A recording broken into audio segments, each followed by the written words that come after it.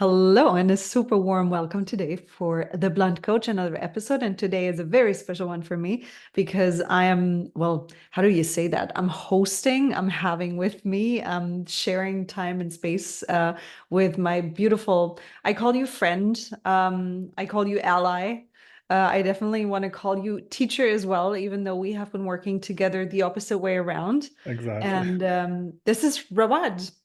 Can you say a few words about you? Well, no, wait. I have to say before we just started to to talk about what we want to talk to you about today, and that was funny. He said like it's a how did you say it? Like a typical Berlin Bro. Yeah.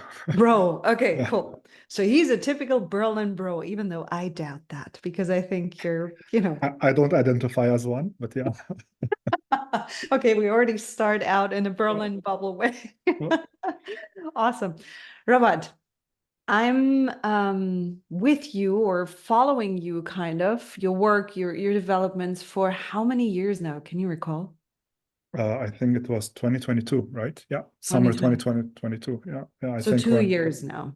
yeah, exactly. When there was this like a mini festival in Berlin planned, and that's when we got in Oh, touch, and then that's how it all started. Yeah. true. And the fun thing is, now that I see it's basically only 2 years, I feel like we know each other 100 years in the best of ways. Yeah. I cannot agree more. Yeah. But now that I know it's only 2 years and I'm looking back at your development, the developments you took on a spiritual level, on a personal level, on a business level, I mean, there is so much going on. Wow. Like, why did you start to say, okay, a transformation is necessary? Was that like a clear choice at some point, or did it just happen? Well, first of all, thanks for hosting me here. And uh, second is I would say like it's always like an explicit and implicit decision. I would say like our soul have already decided it's time, right, to really start it in, and it really the effort is to convince ourselves that hey, this is the real time. And so get a bit of background about me. Maybe that helps a bit explain the timeline more, which is I work in tech for the last maybe 16 years. And 2021 was mostly the turning point for me where I had a burnout. It was a career and personally induced one. And I had a phase where I couldn't even read my emails. So I open my inbox, I open emails, and I look and I cannot read the characters. It's just blur. Wow. That's when I knew, hey, it's like you need to pull the plug and you need to do more kind of like we need to do something. I need to do something which is not what I've been doing before. So the whole kind of like self-work journey started, I think, 2013. I read the book, The Seven Habits of Highly Effective People. I think it's a Bible that everyone have read or should have read. And if they didn't, please start reading it now. Not the blink list version. Please get the whole thing and read it. I think I was reading maybe one page every week or a day and then reflecting on it for the rest of the week. And I started reading it when I was in Ghana. And that's when maybe the whole change started when I noticed that, hey, like whatever I have been doing is not really working anymore. And there is more in me than what I'm actually doing. And I finished it, I think, in Berlin. I think the last page I read it, I was at Koti waiting for my train in the evening with all the wilderness of Koti. And that's when I finished the book. It was really one page or two pages a week or sometimes every 2 weeks and so on. And that's when the whole thing started. Then the burnout kind of like made me realize that, hey, I need a more fundamental change, a deeper one. So not only changing on the surface, but really going one layer deeper. And then that's when like the deep dive, I would say, started. The shift started basically the bigger one when one we did the hypnosis session together. I think that was I kind of remember like that. yeah, Yeah. it was really the perfect time when like whatever people say about the universe and the timing, it is for me. It's actually I've seen it working, and I'm very grateful for all the great people I met on that path. That's also like you're in the top three for sure, if not the top one. You're the top one, just to make it clear. Uh, You got to say that now. I paid him to do so. it's top one, top one. Um, and um, and that's when kind of like I realized that there is so much in the subconscious that is not really coming up. And Mm. I've done like a bit of like child work and shadow work and all of that. But when in the hypnosis session, I was really able to sit down and this like super safe space and very guided, more surrendering state where I was able to sit down with a lot of things and just really have a conversation with. And that was really nice. I think we did the House of Personalities back then. We did, yeah. Yeah, True. and it was really nice. Like I'm a very visual guy, so I had a really whole movie in my head. If anyone wants to sponsor making it a real movie, happy to discuss copyright. You have to put a TM behind it, right? That's true. That's true. That's true. Our copyrights are, and I would say that's kind of like where something clicked in my head. And at the same time, I started also doing meditation, Zen meditation. So a friend of mine went to a Zen retreat, and he brought back two benches. Hi, Stefan, if he's listening to this. He was the one who gave me one bench. So we met after he came back from the Zen retreat. And then we're walking and talking, and I was like, "Hey, man, like you do seem quite different." And he was like, "Yeah, and I want you now to experience the same." And he gave me a Zen meditation bench. Wow. So I took it home, and I really did like a meditation that day in the evening, and something clicked. And since then, I would say I've been on the highway of being high on that, and it's quite nice. It's a quite nice place to be. Of course, there's always ups and downs. Same struggle as before, come again. But now the anchoring just became different from suffering to actually more of a choice of suffering, and that's very powerful. Nice. That was so beautiful. So I have so many questions now coming up. A, do you really use the bench? Yeah, it's amazing because like when people sit down to meditate, they're often like they're hunching their back Right. or the hips are not open. Like my hips are really don't want to open. I think Yeah.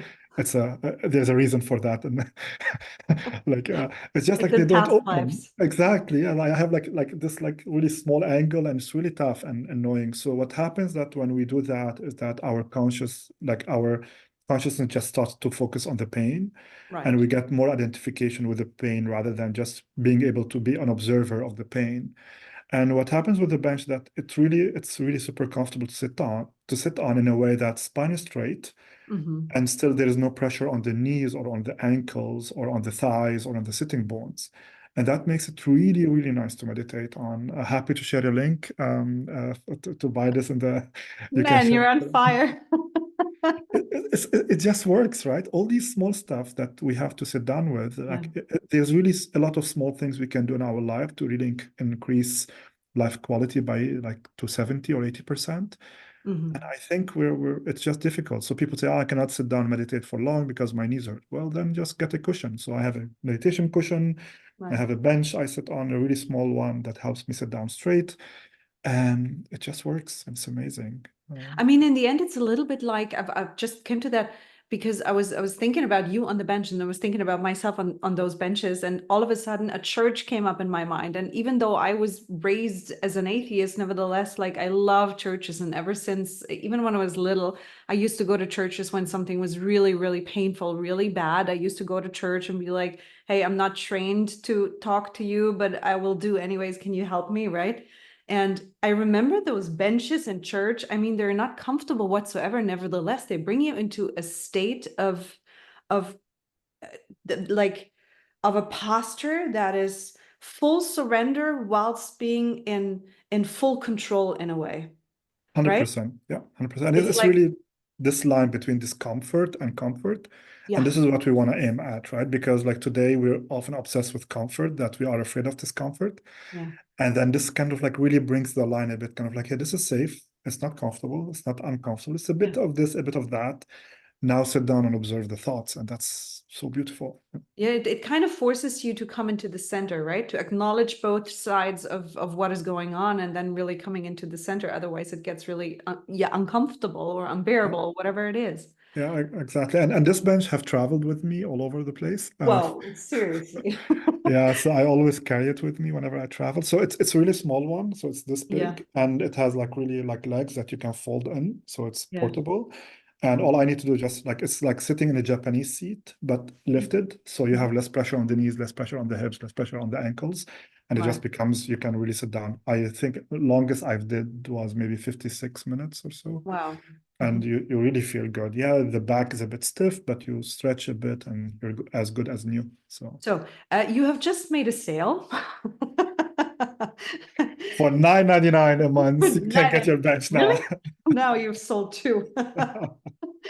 No, one other question that came up to me, and it's something that I admire about you, about working with you, but also when we just in a conversation, you are the kind of person, and I always love that you say that and you request that, is like the term, let me reflect on it. It's not a term for you, it's something you literally do.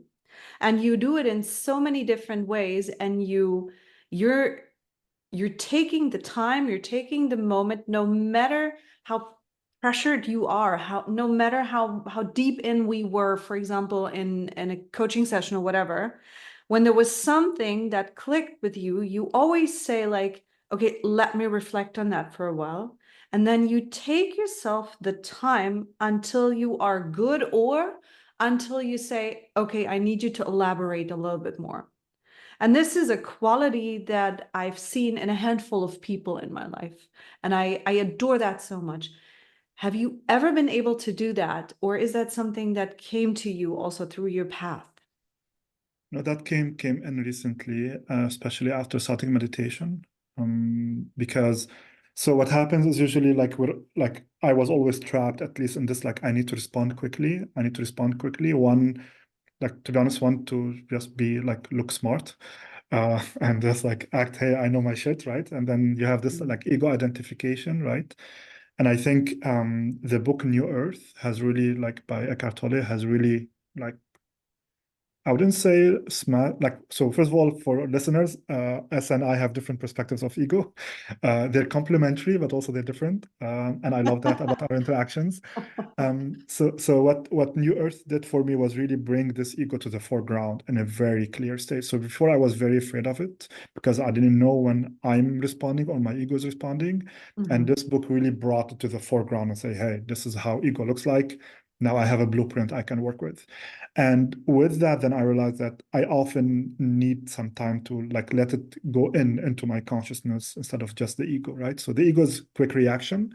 And then we have a layer like beneath it, which is like actually digesting the thoughts. And what happens with meditation that I learned that there is space and I could feel space. And often now when I'm talking to people about meditation and so on, we realize quickly that they don't know what space looks like. Yeah, beautiful. Yeah. And then once I was able to find the space in meditation that, hey, there's a thought and there is a moment of silence afterwards that I can see the thought, then that allows me to actually bring it into these talks. So if I'm talking to a friend or like it's in our coaching sessions where you're coaching me, it's happening very frequently that I'm like, okay, there's something here. I didn't get the idea fully. I have a physical reaction to it. Okay, this is interesting, right? I'm gonna sit down with it and let the emotional reaction pass. Second, try to see, does this thought click something behind the scene? Is there something unconscious that was brought up? Because there was a physical reaction, right? Like something blinked on my dashboard. So I need to like, hey, why is it blinking? Right? And then really try to see how can I explain it to myself? Can I explain what you said to me to myself? Yeah. And usually when I do that, just things, even if I'm not convinced, they still are there in my background. And then they will come up when they come up. But at least I give my subconscious space to digest rather than react. And once we switch from this kind of like digestion, like to go into digestion versus reaction, then it just everything becomes easier to work with. And I don't know, it can be wrong, it can be right, I will never know. But all I know is that can I relate to it now, or do I need more time to relate to it or to understand it further? Or why, like why did this trigger something in me? And then it will happen when it happens. I don't need to win. So When you started implementing that into your life, into your daily habits, how did your surrounding react to it? well, first of all, I must say that I'm very lucky for having people who share a lot of my values around me today. I would say people who are like who are who are generally, let's say, not comfortable around me just got more uncomfortable. But again, that's part But of my that's really name. beautiful, right? This is like a clearing process that at some point you just start to appreciate it. Yeah, exactly. So that's one. And then second is that people felt more heard and more connected also, because I was just like, hey, like I need a second to reflect on this, or I need a minute. And I think in our coaching session, last session, like 2 weeks ago, I think I took 5 minutes on something, right? Like I was like, oh, now, and then like every 2 minutes, I was like, hey, Esther, I'm still here. I'm just like digesting it, right? So and that's how it is. And if someone tries to explain further, I usually stop them. So like, hey, please don't explain. I got it, but Mhm. I need to really get it. Mhm. And it just helps. And sometimes I also like I just tell people, hey, like this is something to sleep on. Yeah. And I Mhm. think we did like a bunch of these like 2 weeks Yeah. ago. Like, hey, like this is something I need to sleep on Yeah. a bit. And it doesn't mean I agree or disagree. It just means that like it just has to go through the different steps. So Mhm. it's like the airport, right? You have first check, then you have a passport stamp, then you have the boarding check, then you have the seat check, right? And then so on. And one doesn't cancel the other. Sometimes I just want to go to duty free, not really Yeah. to travel. And then I do the first check. And then sometimes I need to take the whole airplane to go. And then I do more checks. And that's how a bit how I see it. So I'm very grateful for all of my friends and everyone around me. They're very understanding. And it took me some time to really kind of like be able to say, hey, like I need some time to think about it. Mhm. And yeah, that's people appreciate it when they're appreciative, and people who are insecure by default, they just get more uncomfortable. And I'm sorry for that. Yeah. I mean, the people around you are a response to your behavior and to what you transcend. And in a way, the more happy you are with them, the more you can be happy about yourself and your own developments. And I mean, you started initially to say that something changed for you when you came to Berlin. I don't want to make this episode too much about Berlin. Nevertheless, the city shaped us both as it did and does with many million people. And so I'm wondering, I don't know if I'm allowed to say that, but I had a conversation with you where You can go on. Yeah. you were, I'm not sure if you were a DJ that night or if you were at a party. And you told me about something you witnessed, and everybody knows what's going on, all the kind of drugs going on in the clubs and whatever. And the most refreshing or most interesting thing is when you're the one sober person amongst all the people who are high. And you gave me a phrase that was about a girl, and you said she was so innocent in her, in her, in her wooziness or in her trip or whatever. And I'm wondering, how has Berlin shaped you, especially when it comes to that? Because, like, who can say about someone that's completely high and completely not present, that moment was so innocent? Especially when, you're imagining it on a party, it's dark, it's night. The kind of parties you go to, I already hear the basses, and, there's a lot of like noise in a way going on. Yeah, yeah. So like just like to like set the ground for it, like I think people who are high are connected, and when they're brought back to reality, they get disconnected. I Hmm. think that's the Okay. problem, right? And I think that's where people really miss it. Like they miss the high because it's them Hmm. as this connection with everyone else, Hmm. right? Like when you have this like huge like dopamine and all the endorphins Yeah. kicking in your brain, you feel everyone takes, we can say drugs names here, Yeah, right? yeah, of course. Yeah, yeah. So everyone takes MDMA and they feel connected with the whole universe, right? Hmm. And then they come back from this down, and they don't come down, they get even downer because they experience this oneness, right? Hmm. And funny enough, this oneness is actually what you get when you meditate, when you face people with love, right, with care, and then this Yeah. becomes the default state. And when we are in this default state, we are innocent, we're loving, we're caring, we're just being, and this being is one with everyone, because then you don't have to protect anything anymore. Because Hmm. if I am one with you, I cannot literally like put a barrier between me and you, right? It's just I will Yeah. tell you my thoughts, I'll tell you my feelings, you tell me your thoughts, tell me your feeling. Then we get another person in, we share the thoughts, share feelings. You cannot really like dissect what is one, right? Yeah. Mhm. And this is the difference that we're like when people are getting high, you can really get to their essence. But Mhm. the problem that they don't identify with that essence, Mhm. that I identify with what is not there, which is unfortunate.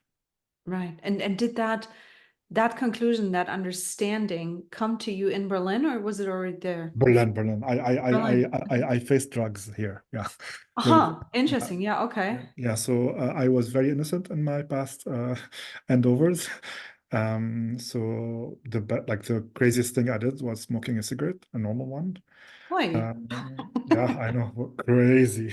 crazy wild guy. Sometimes a cigar, like once a year or two. And yeah, then I came to Berlin. I got exposed to this kind of like availability and abundance of everything. It's actually easier to find cocaine than find a cigarette in a club. As simple as that. Probably, yeah. Yeah, these days, definitely, yeah. Yeah, and then that got me like very curious. So I was like, okay, interesting. Maybe I want to try that. So I did all the research on the ground with observing people and also like scientifically to understand what's happening there. And then I took a conscious decision to kind of like decide not to try. And I'm very glad with that because my baseline on dopamine and so on is still okay. Yeah. Like also I had like depressive episodes back in the days and I had depression. So like diagnosed depression, just to be clear. Yeah. So I kind of like didn't want to risk that further. And I think that was a good decision for me. And that also brought me to be more present with myself. And the more present we are with ourselves, and the more innocent we are, the more innocent we are. Doesn't mean we're naive. There's a big difference between innocent and naive and being naive, right? It's just we are more present, we are more one. And now I'm glad to say that I'm able to, or at least I try to bring love to my day to day, including the grumpy people in the tram and the cafes and so on. And I can see how that can have a nice effect on me first, and then second on people smiling here and there. Once one out of 100 people I smile at a day smiles back, and you can feel it's genuine from their side. So I'm like, this is nice. One person Is at, that at a is that time. what you mean with try? You try to bring love? Do you mean like not everybody responds or? Yeah, the city is full of angry people. There's so much suffering. So like just disclaimer, I don't like Berlin anymore. It's a love-hate relationship since 2016. And You know, yeah, for me, and it's a birthright. Since I'm born there, I mean, I was born I with got love it and hate for the city. But for you, you know, you came to that all by yourself. all by yourself. No Yeah. genetic connection. Not at all. Yeah. And Okay. here's the thing, like Berlin is a city where everything is allowed, right? You can be a banker in the morning or a VC or I don't know, hedge fund manager in the morning. And in the evening you can just sit down in a park, have a beer for $2, and then you can be both at the same time. And you can wear your clown clothes to go out, and then you find your employees, and the next morning you see them again at the 8 a.m. meeting, right? And Wow. this is all fine and this is all okay. And because there is a lot of everything in Berlin, so you can find a lot of clowns, a lot of spiritual people, a lot of, I don't know, meditation folks, a lot of, I don't know, cocaine friendly sittings. And then because of all this like availability and abundance of everything, then it really challenges us to really decide who we want to be. So this is why a lot of people come to Berlin, they don't know who they are, they Mhm. experience all the spectrum, they know who they are. We can talk Mhm. about this for 2 days, and then they leave. But people really stay here knowing that I want to be this person for the next 20 years, which is Mhm. understandable because of this abundance of things. And at some point, it becomes just a bit exhausting Mhm. to be who we want to be, or space for growth. So I chose the space for growth for now, at least Mhm. for the next few years, because of work, just to be clear. Yeah. Yeah. So Well, you know, I'm just looking at it or listening to it from a perspective of a born Berliner. And for me, I had phases where I was really upset that people only came to shed their skin, and then all they leave behind is their trash, which is their old skin. But the new them, the them they decided to become happens elsewhere. And it was really hard for me for a long time to, even though I was also using that. And I mean, there's a reason why my soul chose to incarnate into a place that is, you know, built on sand and water. So everything is shaking, there is never stillness, there is never nothing that really nourishes you from the ground, right? And then at some point I really came to peace with that, because I said, like, well, if this is the energy of the city, this is what it's here for, right? And I don't have to be like, I don't have to be sad that people don't leave anything good behind, because it's not true. It's not good. They prepare the ground for the next ones to come to say, we need to transform. And oftentimes we both know it. I mean, transformation only comes through either like gigantic goals or gigantic pain. And the pain is offered in Berlin, and the goals as well, right? I mean, there's so much where you're like, wow, I can do this. Oh, I can get that. Wow, the party is amazing. And everything's big, big, bigger. And then all of a sudden, right, you're deep down in the rabbit hole, and you're like, oh, geez, who am I and who do I want to be? And for some people, it takes years. For others, it goes really fast. Yeah, exactly. And the funny thing, like so like I don't know how many people will get triggered by this, but also I'm a professional It's fine. triggering It's a person. blunt So coach. No, no. okay. Trigger is Okay. fine. Yeah, and I think like this like urge to know who am I and who I want to be is like, to be honest, I think it's way distracting. Like Yeah. instead of deciding like, hey, who I want to be this person or that person or this great thingy, or I want to become the best yoga teacher or a great yoga teacher or whatever. Just say like, hey, like I just want to be. Yeah. And how being means, like I would like you gave me you introduced me to Ramdas, I think maybe 4 months ago. And since then, I've been maybe listening to him and also all his books and so on, maybe 4 to 6 hours a week at least. So I finished everything on YouTube and Nice. now going deeper. And I think how he really transforms that into something really understandable, that like, hey, like we're all one, Yeah. and all you can do is really work on yourself. And Mhm. that's what I want to do. I want to just work on myself. How would that look like? It doesn't matter as long as the intention is work on myself. I don't know, go to KitKat every day and work on myself, and I can go to a Zen monastery every day and work on myself. And if Yeah. the intention is really to work on myself, then it's gonna, of course, different routes can come with different prices, right? But still, like it's really important to have this intention. I just want to work on myself. I'm not gonna work on you. I'm gonna help X. I'm gonna help myself.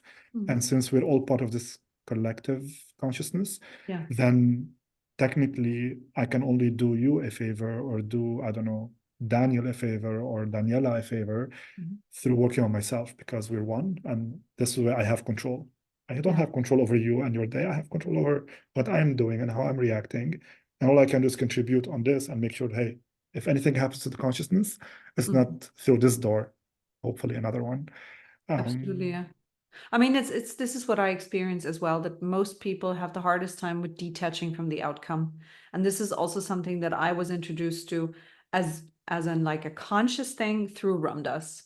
And I have been listening over and over and over. And at the beginning, I was like, how can I detach from the outcome? But how is it supposed to work? Right. And then at some point you understand it does work because of that, because finally you're not following something that you think you have to in order. You are just doing you, and you're doing you to the best of your knowledge at the very time, at the very place you're at. And tomorrow, whew, exactly. And Scott Adams said this very nicely in his new book. I think it's called Reframe. Highly recommended to everyone. I think also you you would can like it put a it lot in the because show notes. Yeah. I will, yeah. And I'm not done with this book, maybe like 70% now. And he says you cannot really know who you are except by doing things. Yeah. You cannot intellectually define who you are.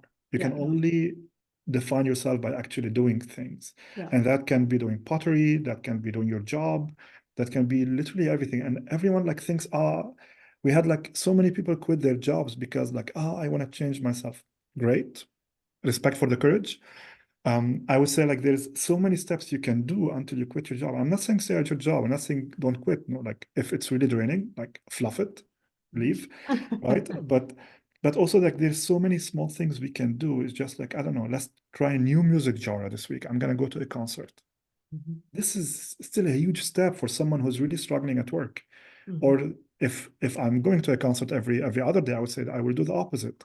I will stay Mhm. home, or I Mhm. will go for a long walk every day this week, and really doing the smallest granular thing, Mhm. because our life is like a big pipe, and then we have all these like switches along the way, and you just have sometimes to just move one switch a bit, and then you have a full flow.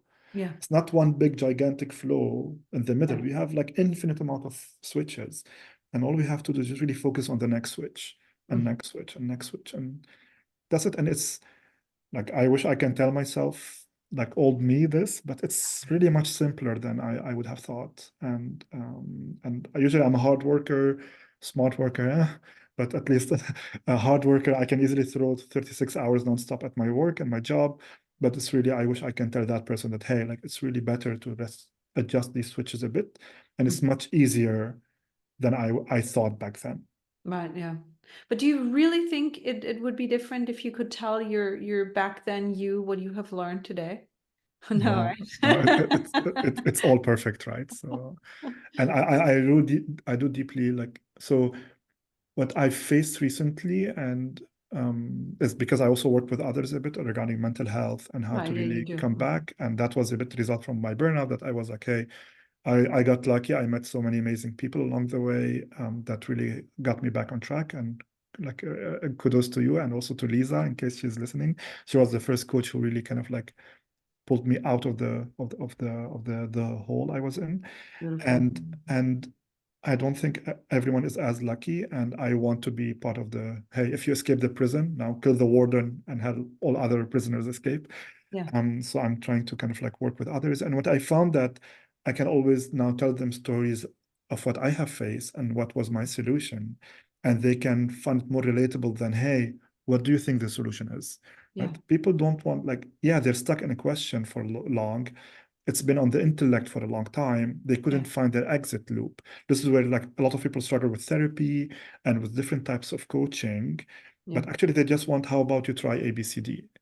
That's all they need. Mm-hmm. And I love working with you because we agreed that this is how it's gonna be between us.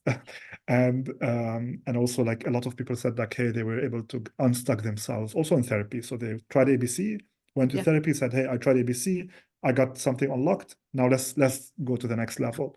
yeah. Mm-hmm. And this is a bit kind of like to how we can maybe reflect on that.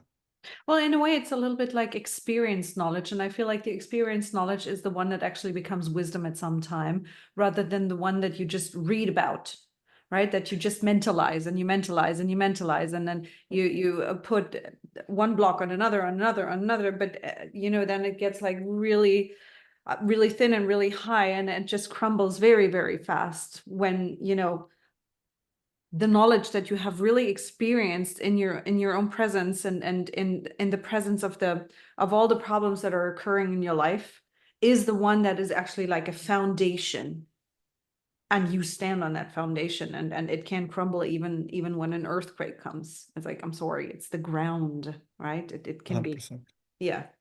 Yeah, totally So agree. Yeah, so it's all wow, perfect. Yeah, and I'm grateful for what happened, because now I can see it. It brings more value to everyone else, and it does. Yeah. I feel now more like a tool in the universe toolkit, that the universe will say, ah, you know what? I don't mind using Rawad for this person and that, and that's very rewarding, like on a Mhm. multi-layer and depth kind of like Mhm. reward. So yeah. Um, I want to ask one more question, because recently you have also become, alongside all the other things you do, and they're so in a different field, you have become like a Yin yoga teacher. I do teach Yin. I don't become. Sorry. You do I teach Yin. Okay, so what I wanted to say, you have been given the certificate as a Yin yoga teacher. That's what I wanted to say. Yeah, I know, I Not know. correct now. I know it's just identification. How do you want to be identified again? I am. That's it. Okay, I see. Yeah, I always have to be very careful with Berliners or I big know. city folks, because No, no, you can use any pronoun you want. It doesn't matter for me. Sorry if this triggers anyone, but yeah, so like what I've seen, just like on a side note on this I yeah. am thingy. So we're often thinking who I want to become. Do I want to become a yoga teacher? Do I want to become a software engineer? Do I want to become a marketing person, and so on? And this is really difficult, because I'm deciding who this consciousness will be for the next 10 years, and I don't have enough data about the next 10 years. So anything I do now is basically a poor decision.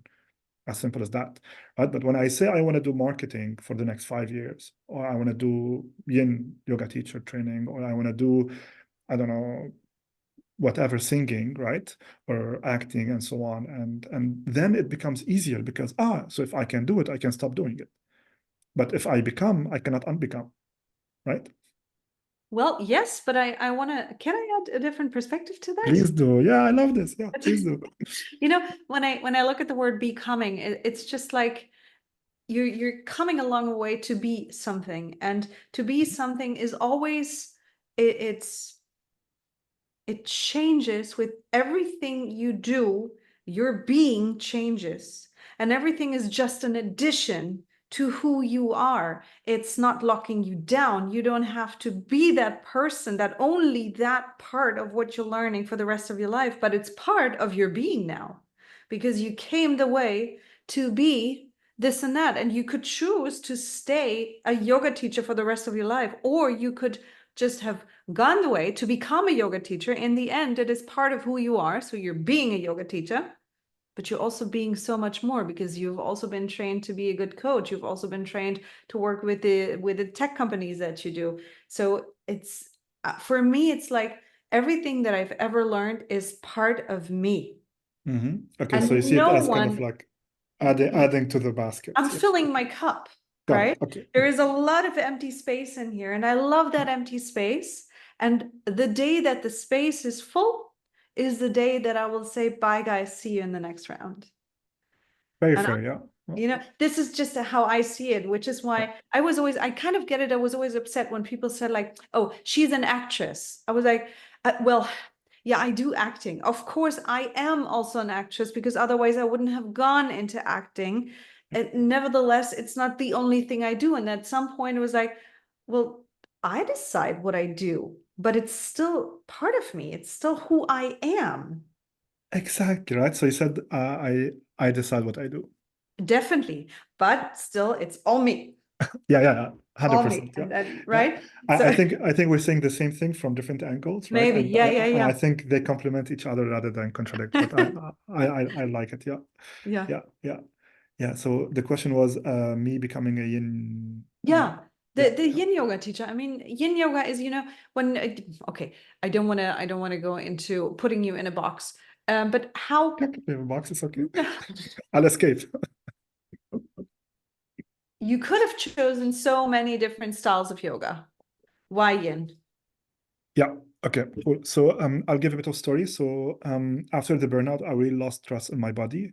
So that was 2021. So I was not sure about what I can do, because also I lost like a lot of muscle weight, built a lot of fat, of course, like cortisol and so on, right? And what happened was I decided to start amending things with my body. So I signed up for Berlin Marathon for 2023. I remember that. Exactly, yes. And then I started running, and then I reached out to Shah. Shah is actually our main connection where we got Common friend of ours. Yeah. exactly. Hi Beautiful Shah, person as well. Aisha. 100%. Yeah. Hi Shah. Yeah, and then he recommended that I start doing Yin yoga. Actually, it was him and his wife. They both recommended me to start doing Yin yoga. And then I did. And then I noticed that it was only not only physical for me, but also emotional, because the trainings for the marathon are really hard. Like, first of all, I started late with the training, of course. So so I had to kind of like give it full gas, and then I got a lot sick along the way, because just my body is really like kind of under a lot of pressure, also switching like a lot of personal stuff also happening on the side, like relationship, blah blah, and work changes and so on. So yin was kind of like the grounding element for me. So I really felt my nervous system really regulating again. During the training, a lot of the symptoms of the burnout came up again: foggy brain, bad sleep, short breath, and so on. Mm. So I tried to mitigate that with diet, with breath work, with tools I have in my kit, but I didn't have it in the safe levels anymore.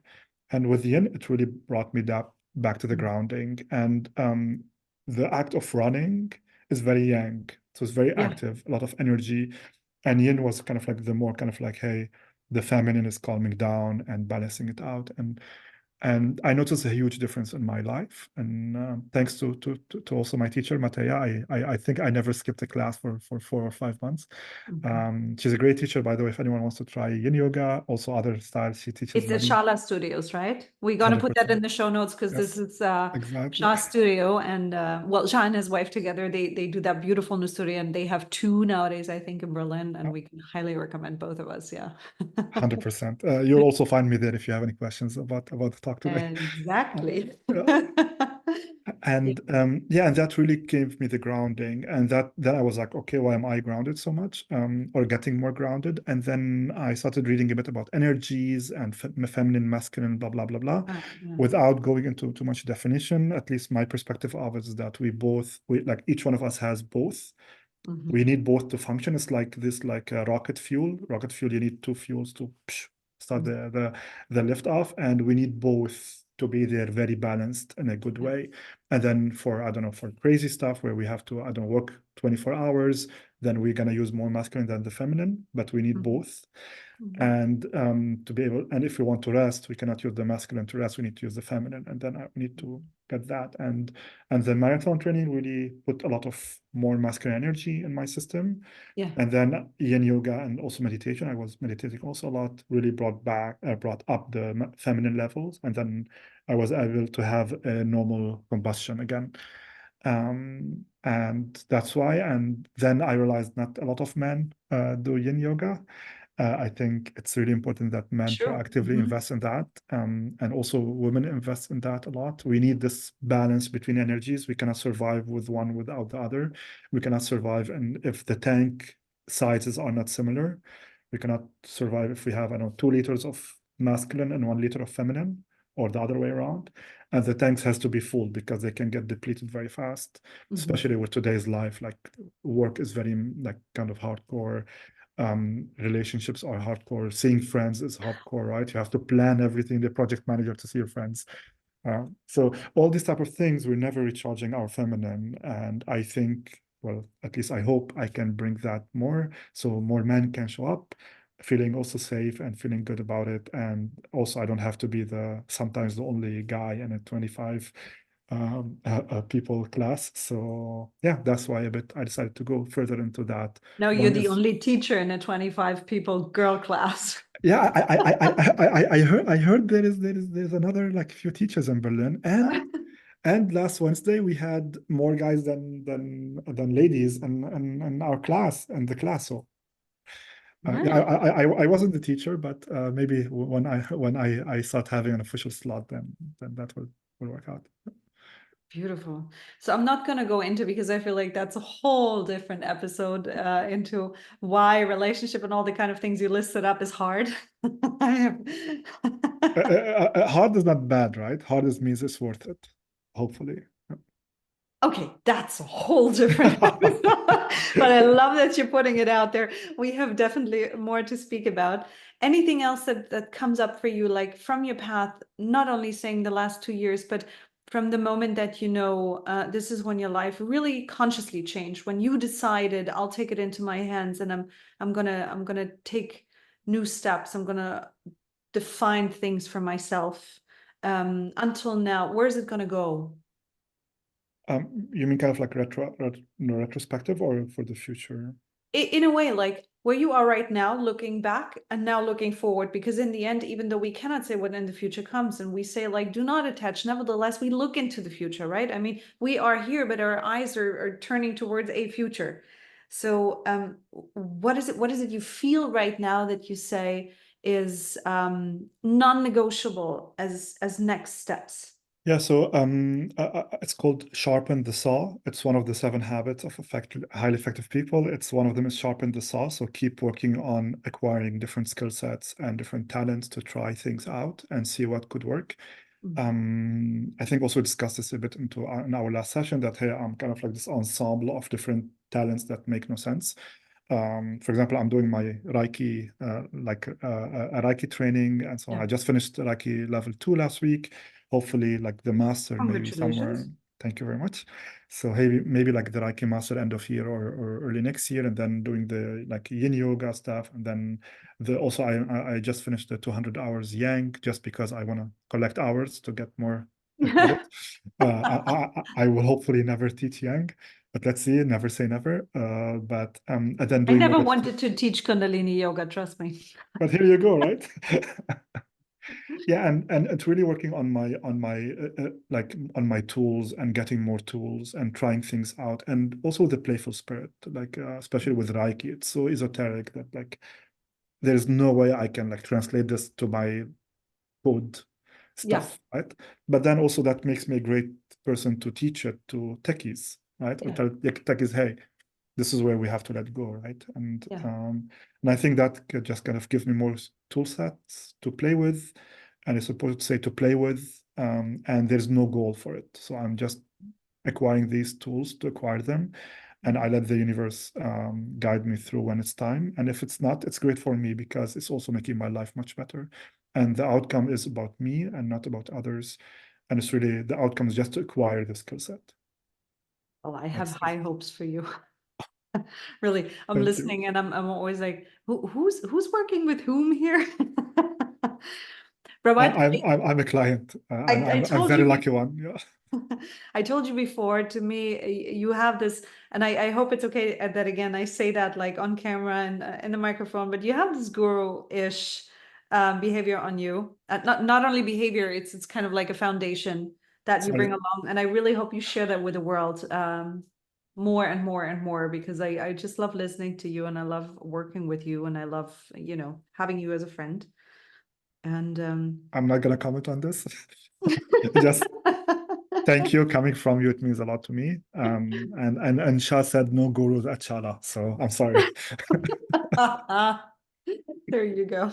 Yeah, Shala's a yoga studio, just for the audience. We put it in the show notes. I've written it down. Like, there's so many Yeah. things. Actually, you've mentioned so many books. We all need to put them in the show notes, I'm pretty sure. And because, Happy to, I think yeah. there's so much in here that is of value to anyone who experiences something like you and I did, that really wants to go into a conscious transformation, that really Thank you so wants to, become.